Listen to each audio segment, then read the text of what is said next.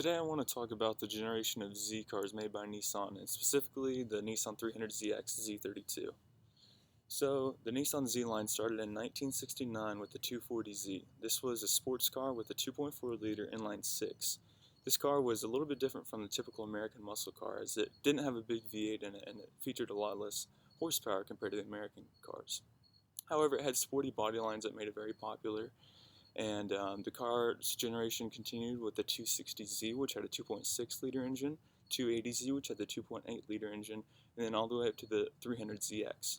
So the 300ZX had two generations within the nameplate.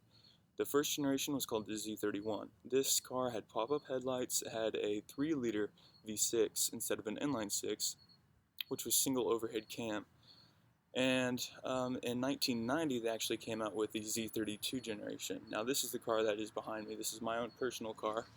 And this car featured a 300 horsepower twin-turbo V6 dual overhead cam engine. So they completely changed the engine design. It got a huge boost in horsepower. And this car was very timeless design. It received many awards whenever it was introduced. It won 24 Hours of Le Mans and 24 Hours at Daytona in 1994. And it was in fact so fast that there had to be restrictions on these races in 1995 because the car was simply too fast to keep up, for the competition to keep up. Now, the reason that I like this car personally is the looks of it. It's got great power. It's super comfortable.